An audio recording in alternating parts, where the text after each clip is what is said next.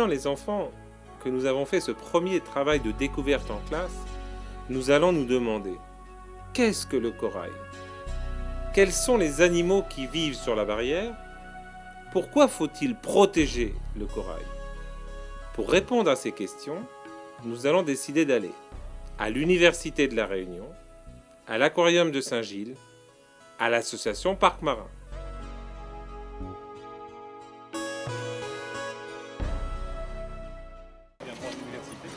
Et on va rencontrer Violaine Bigot, océanographe, qui travaille au laboratoire. Bonjour. Bonjour les enfants, ça va bien? Oui. Eh bien, on est prêt pour travailler sur le corail. Quel est le rôle de la barrière corallienne? La barrière corallienne a avant tout un rôle de protection physique par rapport donc à l'incidence des vagues qui viennent se briser sur la barrière. Elle va protéger le littoral et la plage. C'est aussi un abri pour de très nombreuses espèces, notamment des poissons, notamment lorsqu'ils sont très petits. Donc c'est une zone de nurserie. Ils viennent se réfugier à l'intérieur de cette barrière. Et cette barrière fournit également à de nombreuses espèces une source d'alimentation, et elle permet de nourrir de nombreuses espèces au sein donc, du récif corallien. C'est quoi le corail? Alors le corail, c'est beaucoup de choses. C'est en même temps un animal, tout simplement parce qu'il est constitué de petits polypes. Ce sont des petits animaux qui ont une bouche entourée de tentacules. Et avec ces tentacules, ils vont capturer des tas de petits animaux qui vivent dans le plancton. Donc un animal, disais-je, c'est également un minéral, puisqu'il va utiliser le calcaire qui est présent dans l'eau de mer pour fabriquer son squelette. Et c'est aussi quelque part un petit peu un végétal, dans la mesure où il possède à l'intérieur de ses cellules des petites cellules végétales, des zooxanthelles, qui l'aident effectivement à se développer également. Comment les coraux se reproduisent-ils? Alors, les coraux sont des organismes qui peuvent se reproduire au moins de deux manières différentes. La première grande manière, c'est qu'ils vont tout simplement pouvoir se diviser en plusieurs individus à partir d'un individu mère. C'est-à-dire que tu auras un polype qui va se diviser et donner différents petits polypes. Ça va permettre à une colonie corallienne de s'étendre, notamment en largeur, de manière latérale. Le deuxième type de reproduction, c'est celui qui fait intervenir des gamètes. D'accord ? Donc, à certains moments de l'année, les coraux, et notamment les polypes, vont libérer des petits œufs dans l'eau qui vont donc se développer et qui vont donner des petites larves. D'accord ? Et ces petites larves, qui vont donc vivre un certain temps dans le plancton, vont se disperser au gré des courants marins. Et puis à un moment donné, cette petite larve retombera sur le fond marin et redonnera un nouveau polype qui lui-même se développera pour redonner une autre colonie corallienne. Est-ce qu'il existe différents types de coraux? Tout à fait, il existe différentes espèces de coraux. On peut les différencier notamment par leur forme, par exemple, et par leur consistance. Par leur consistance, il y a par exemple des coraux qu'on appelle des coraux mous. Comme leur nom l'indique, ils n'ont pas de squelette dur, ils sont relativement mous, mais ce sont quand même des coraux. Tu vas également trouver des coraux qu'on dit durs, qui sont un squelette rigide. Et au sein de ces coraux, tu auras des tas de formes différentes. Tu auras des coraux qui seront branchus, d'autres qui seront tabulaires, etc. Quelles sont les conditions nécessaires au développement du corail? Alors, il y en a plusieurs. Et ce sont des animaux, bien sûr, comme je vous l'ai dit, qui ont besoin de lumière. Donc il faut absolument qu'ils aient des conditions d'éclairement qui soient bonnes. Et puis, il faut également donc que l'eau ne soit pas trouble. Donc il ne faut pas que l'eau soit turbide. Il ne faut pas que vous ayez par exemple de la terre en suspension à l'intérieur. Donc ça c'est important. Ils ont aussi besoin de beaucoup d'oxygène pour respirer. Et aussi bien sûr il leur faut un substrat, c'est-à-dire qu'ils doivent être fixés sur le fond. Et donc il faut que le substrat sur lequel ils soient soit un substrat dur.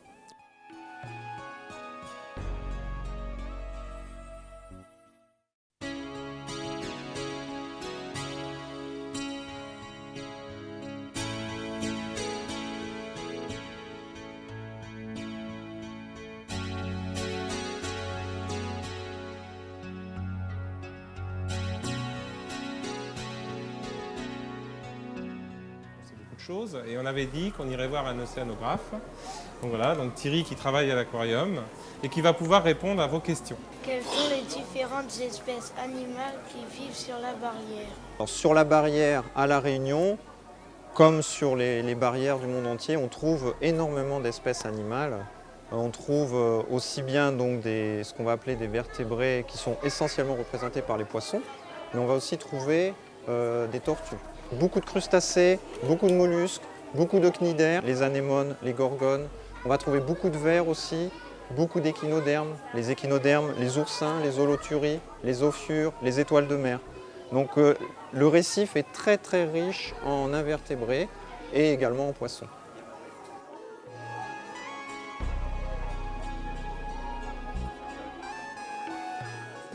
En réalité, qu'est-ce qu'un poisson?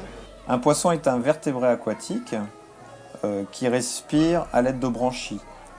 Alors on dit vertébré aquatique simplement parce qu'il a une colonne vertébrale, son squelette est osseux chez la plupart des poissons. Aquatique simplement parce qu'il vit dans l'eau, aussi bien l'eau douce que l'eau salée. Est-ce que tous les poissons ont des écailles? Alors, tous les poissons n'ont pas des écailles, mais c'est quand même l'une des caractéristiques des poissons. Donc il faut surtout se rappeler que la plupart des poissons ont des écailles, mais il y a des poissons comme les antennaires, les poissons-pierres, les murènes, n'ont pas d'écailles, mais plutôt une sorte de peau qui les recouvre. Et d'ailleurs, sur cette peau, comme par exemple les poissons-pierres, il peut y avoir des invertébrés qui poussent, comme des éponges ou des hydraires, qui vont leur permettre de se camoufler au sein du milieu. Comment fait-on pour différencier les poissons? Alors pour différencier les poissons, il existe plusieurs critères qui permettent de les distinguer. Par exemple, tout simplement d'abord la forme et la couleur. Ce sont des critères assez importants puisque c'est ceux qui vont permettre d'observer les poissons. Donc la forme, s'il est plutôt haut, plutôt allongé, les rayures, les couleurs vont permettre de distinguer facilement des espèces.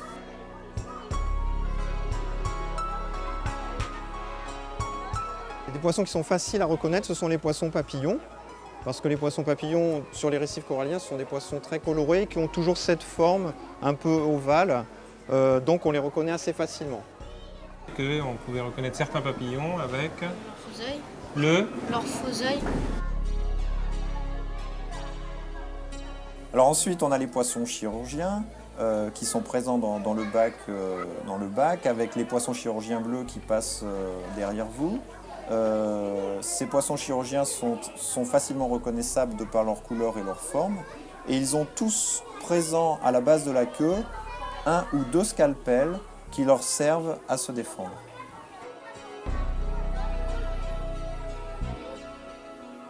d'autres moyens de défense. Il existe de nombreux moyens de défense. Par exemple, simplement, les poissons se cachent, comme les labres et les hétérocongues qui se cachent dans le sable. Les murènes également, malgré que ce soit des prédateurs, se cachent dans leurs trous. D'autres techniques de défense, par exemple les poissons-lions, les poissons-pierres ou les rascasses, ont sur leur dos des épines venimeuses qui permettent de tenir en respect les prédateurs d'une piqûre violente et douloureuse.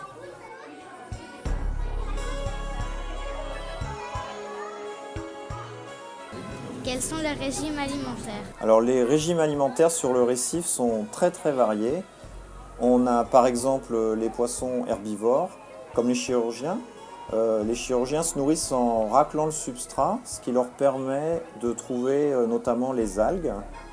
On a également des poissons qui se nourrissent de plancton, comme par certains poissons demoiselles ou comme les anthias, donc le plancton qui dérive en pleine eau.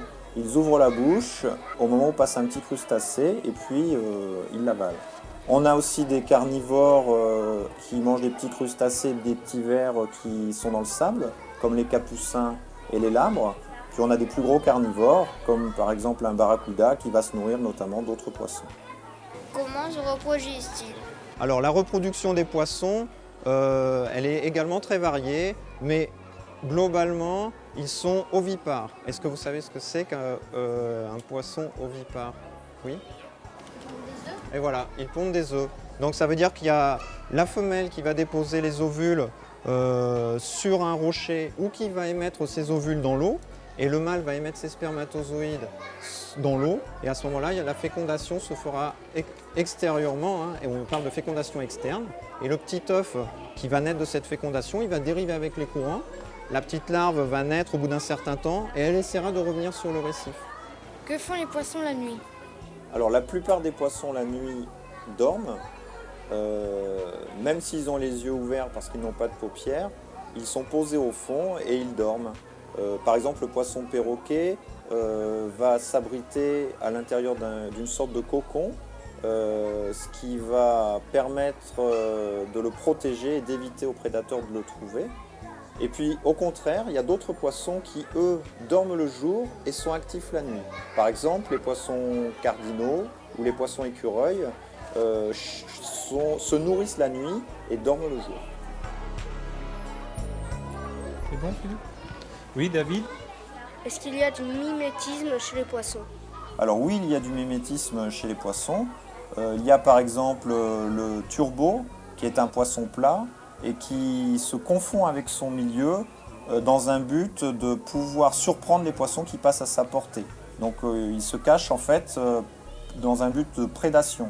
Il y a également le poulpe, qu'on appelle zourite en créole, et qui est capable de changer brutalement de couleur en fonction de son humeur, mais aussi pour se confondre avec le milieu, pour éviter d'être vu par exemple d'un prédateur, ou au contraire surprendre l'une de ses proies. Alors il existe de nombreuses associations entre les animaux marins. Par exemple, une association existe entre le poisson clown et l'anémone de mer. L'anémone de mer offrant donc un refuge au poisson clown, qui est le seul à pouvoir venir se frotter à ses tentacules.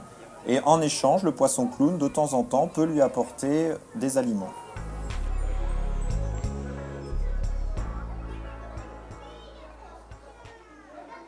Les lagons de la Réunion, au vu de leur jeunesse et de leur taille, sont très fragiles et la pression exercée actuellement par les hommes est très importante. Les seules solutions pour pouvoir les sauver, c'est de prendre des mesures importantes. Il n'y a que de cette façon-là que les lagons de la Réunion pourront survivre dans les années à venir.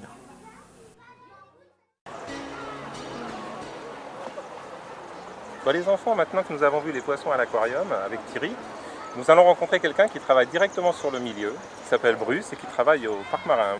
À quoi sert le parc marin? C'est une association qui s'occupe de la protection des récifs coralliens de l'île de la Réunion. On s'occupe des récifs de la partie ouest à la partie sud de l'île. La première mission est la mission de sensibilisation et d'information.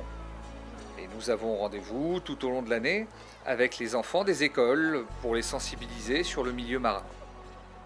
On s'occupe aussi de la mise en place de panneaux d'information sur les différentes plages de l'île, de la distribution de livrets pédagogiques. Et, par le biais des médias, nous menons campagne auprès de la population sur la préservation de l'écosystème corallien. Notre deuxième mission est de surveiller tous les récifs coralliens de l'île, avec des missions sur le littoral, sur les plages ou en mer, sur les récifs.